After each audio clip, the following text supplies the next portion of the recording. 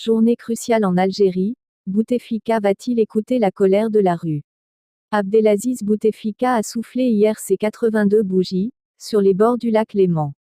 Le président algérien est hospitalisé depuis 6 jours à Genève en Suisse, officiellement pour des examens médicaux périodiques. Sera-t-il de retour aujourd'hui pour déposer sa candidature à l'élection présidentielle du 18 avril? Rien n'est moins sûr. Légalement, rien ne semble l'obliger à se déplacer en personne au Conseil constitutionnel. Aucun responsable algérien n'a jusqu'ici réagi officiellement à l'imposante mobilisation des Algériens pour dire leur rejet de la perspective d'un 5e mandat de M. Bouteflika, qui a célébré samedi ses 82 ans. Le chef de l'État est hospitalisé en Suisse depuis 7 jours, officiellement pour des examens médicaux périodiques. Son retour en Algérie n'a toujours pas été annoncé. Aucune disposition légale ne semble cependant obliger un candidat à se présenter en personne au Conseil constitutionnel pour y déposer son dossier.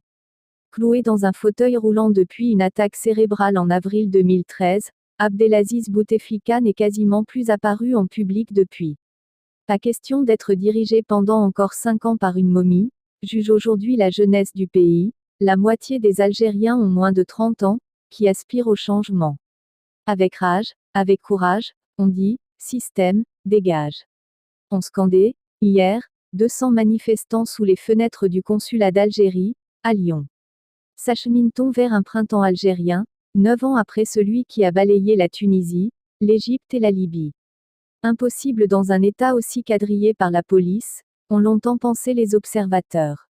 Samedi, le président Bouteflika a limogé son directeur de campagne Abdelmalek Sellal, au lendemain de manifestations massives réclamant qu'il renonce à se présenter aux élections du 18 avril, un mouvement de contestation sans précédent en 20 ans de pouvoir.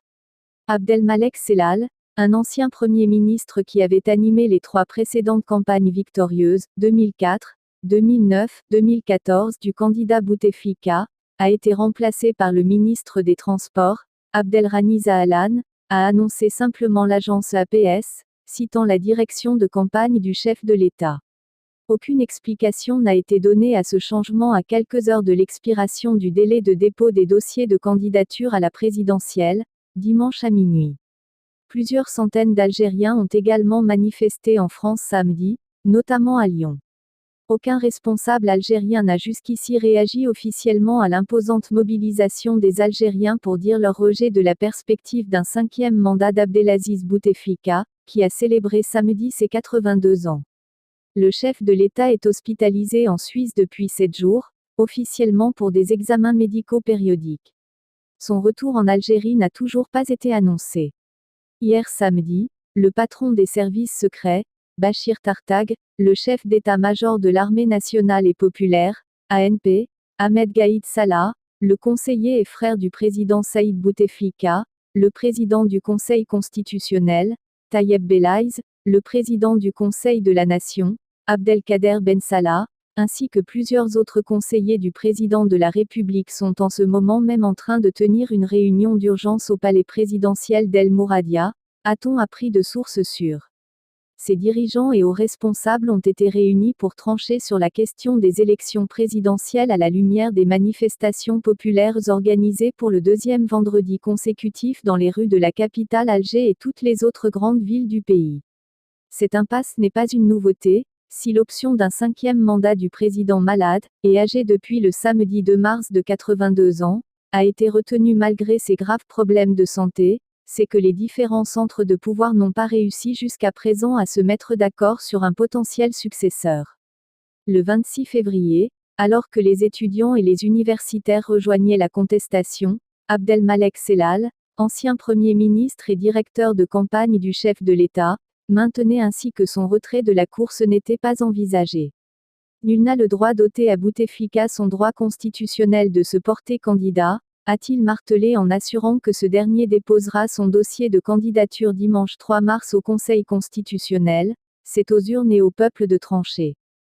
L'opposition, inaudible et absente du mouvement de contestation né des seuls réseaux sociaux, a tenté de se mettre d'accord sur un candidat unique, mais sans succès.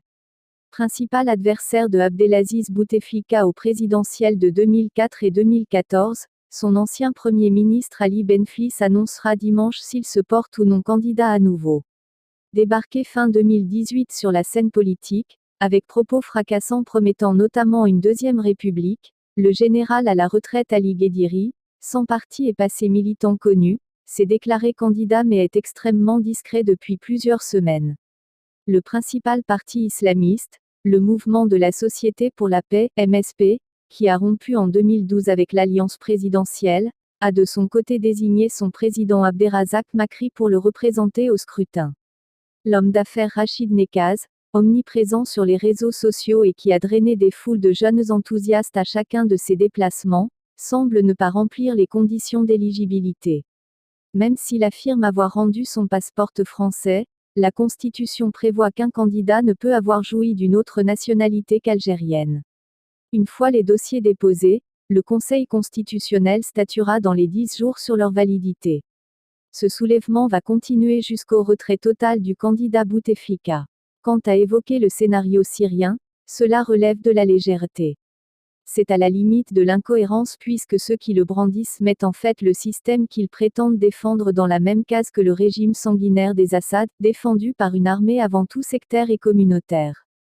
Ce n'est d'ailleurs pas un hasard si les seules révolutions arabes qui ont débouché sur un chaos sont celles de pays à la structure sociétale tribale qui imprègnent forcément la composante de l'armée et des services de sécurité. On pense notamment à la Syrie, la Libye et le Yémen. L'armée et les services de sécurité algériens n'ont rien de comparable à ceux de ces trois pays. L'ANP est républicaine, disciplinée et surtout populaire et la police a atteint un degré de professionnalisme qui a mis d'accord gouvernement et manifestants vendredi dernier. Quant au peuple, au risque de se répéter, il n'a plus rien à prouver en matière de maturité après la belle leçon du 22 février et dimanche 1er mars.